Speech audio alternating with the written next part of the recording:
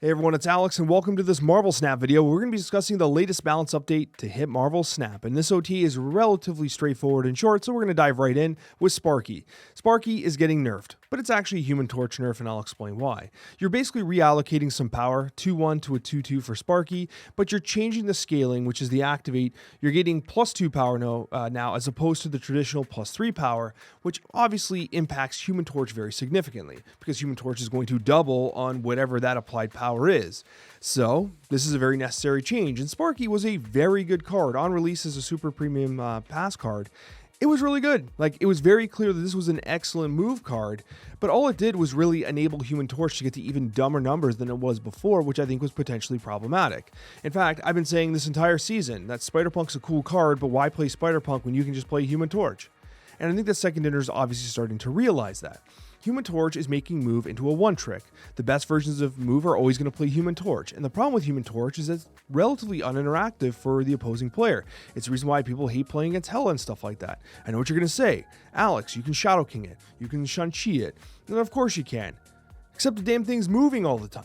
And move has the initiative with things like Madam Web and stuff like that. So it's very hard to hit these moving targets. It's not like you have just a massive chunk sitting there waiting to get its cheeks clapped. It's constantly moving around.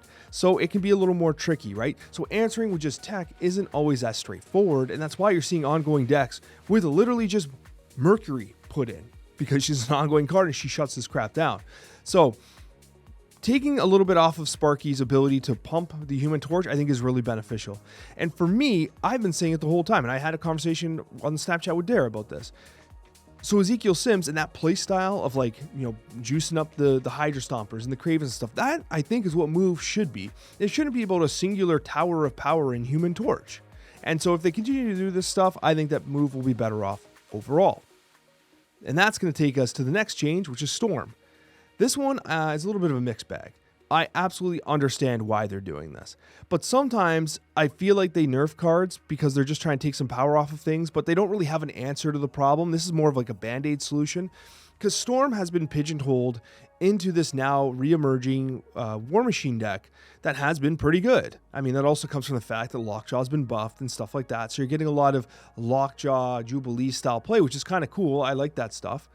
But Storm isn't necessarily the problem. It's the combination alongside the Legion and obviously the War Machine, right? Being an ongoing ability, which it used to be an on-reveal, now it's an ongoing, which it was awful as an on-reveal. So now Storm loses some power. Does this hurt the deck a lot? No, I don't think it does. It does a lot of stuff well, and one power off Storm doesn't really do that much. But what it really does is it really makes Storm feel useless everywhere else, which it kind of already did, honestly. I kind of miss the old days of I played Nebula into whatever onto Storm Juggernaut. I actually like that kind of stuff, right? What we have now with Legion is way more cringe, and unfortunately it makes Storm feel like the enemy of the meta, when realistically Storm is just a byproduct of what Legion's doing and what that deck does overall, right? So I understand the change here. I don't think that Storm is the problem, but I mean, her flooding locations is pretty bad. I just don't think it's the power change. You know what I mean?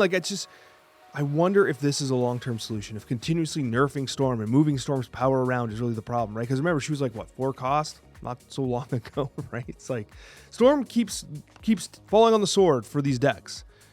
Maybe we got to look somewhere else at some point. That's all I'm saying. Then we have Zombie Galacti. Can you believe it? Zombie Galacti getting buffed. Man, did this card suck.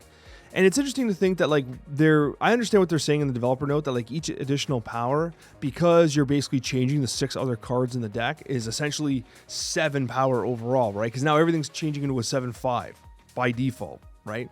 And now if you hit it with an Okoye or whatever, it just kind of ramps up. So I totally understand why they have reservations about buffing this card too much, but this card was awful. And part of the challenge is that it's 7 cost. And I wonder if moving it to a 6/2 is better. I don't know. 6/2 might be a little low. Would you rather see this card as a 7/5 or a 6/3? You know what I mean? What's the bigger buff? I think the 6/3 is probably the bigger buff. However, 7/5 is still a buff. I don't know, man. Zombie Galacti felt kind of like what Spider-Man Juarez felt like. You jump through a whole lot of hoops. Sometimes it pays off. Cool deck archetype. Cool card. Like, this card should be cool, right? It's a kind of new way to play Snap. It's a very interesting way to play Snap. I don't know if this does it. I don't know if this tips these scales enough for Zombie Galacti, because it was awful before. But we do have Superior Spider-Man now. We do have some additional options, because you have buff decks, right? Superior Spider-Man wants to be in those buff decks. And so was Zombie Galacti enough there, right? Is there some sort of Zombie Galacti Horde deck that we might be able to make with Superior Spider-Man, right? Because there's a lot of easy green power on Horde decks.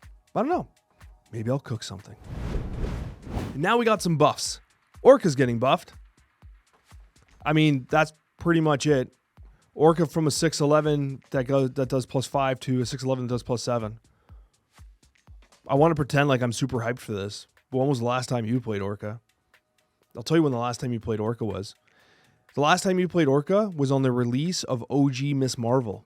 Because remember, Orka could go into a lane by itself, turn into a tower of power, which I think is the second time I've even used that line today, which I have not used in like my entire life. And Orka would actually proc the Miss Marvel effects. It only needed one card at the time. So it was like +5 power and then +5 power again. Those were the days, man. Orka, legit meta card. And then they pumped Miss Marvel by requiring her to have multiple cards now. What's Orka going to do? Nothing. He's going to get cut from the deck. Last time we saw...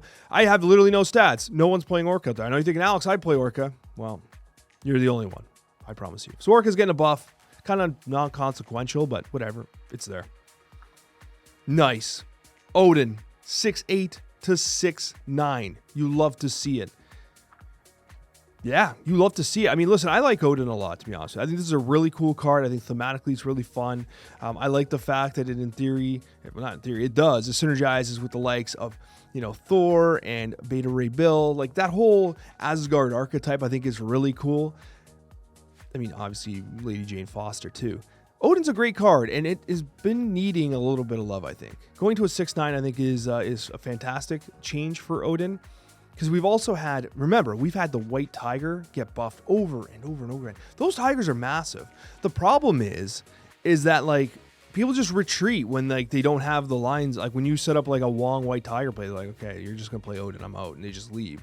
And I think that experience makes these types of one-trick decks, which what Odin largely is for the most part, just not, people just don't want to play it. Because it's like, well, I never see my games through, and if I do see them through, it's because they Cosmo my ass or something, right? So it's like, you know what I mean? So I wonder if giving this additional power might let Odin stretch its legs in some new archetypes, and not necessarily new archetypes, but new decks and stuff like that. It's a buff for the starter decks they're giving away for the new players. That's cool, I guess. I'm in for this. I like this change. Odin needed it. Wave, this is a crazy one, right? Wave going from a 3/5 to a 3/6. That's a premium stat line. Obviously, the effect is mirrored on both players, but you often build your deck to take advantage of this. Also, technically, could you do something with Zombie Galacti with this? That's a lot of extra power. Now, Zombie Galacti is a 7/5. You're juicing it. Now you have a 3/6 activator for him. Just throwing it out there, right? You play this plus something else. You're laughing, right? It's possible. It's a lot of extra power. 3/6 is a good stat line. Like, if you think about, like, what the highly statted 3-drops are doing, like, you know, you're junking yourself with the new debris. You know, you're giving additional energy to both yourself and your opponent with Luna Snow, who I absolutely love Luna Snow. I think she's a great card. Wave needed something, and she got it. Will this help Wave? It's possible. It's possible, right? We'll have to see. The last time Wave was really, really relevant was with the Death Wave package, when you could continuously bring down the cost of cards like Death and stuff with Wave, right? By cutting that down and then also taking advantage of whatever effect you've kind of gone with there. So since then, Wave is just Wave. Let's hope that one extra power helps. Another good change. White Queen, there was some excitement with White Queen when it came out. It was obviously changed. Oh, this, by the way, we're talking about Spider-Man Noir being a vanilla 4/6. This was like the OG vanilla 4/6. 4/6, copy the highest cost card in your opponent's hand. Now it's it was a 3/4, now it's a 3/5, so we got a premium stat line here. Copying your opponent's hand, I mean, Victoria Hand style stuff, do they care? I don't know. Maybe. It does break one thing, though. I'll tell you this. Esme Cuckoo, which is like a clone of Emma Frost, from my understanding, was a 3-4, I think specifically for this synergy. So I'm going to call it right now. Esme's going to get buffed to a 3-5. There's got to be someone at second dinner that knows this, that the clones of the White Queen should have her same stat line. I bet you Esme gets buffed because of this. Anyway, it's a hot take, but well, I mean, Esme could probably use it too. Who cares? But with White Queen here, I actually like this. Give her a premium stat line. This is so low risk. She literally is not being played by a single player out there. And once again, I know there's one of you out there that's doing it. I appreciate your service. But White Queen needed something. Just like I need you to make sure that you're subscribed and that you hit the like button. I really appreciate it, honestly. I do. I appreciate it. I appreciate you. I appreciate that you're here at all. Thank you so much for playing Marvel Snap. Thank you so much for supporting my content. And we'll see you on the next one.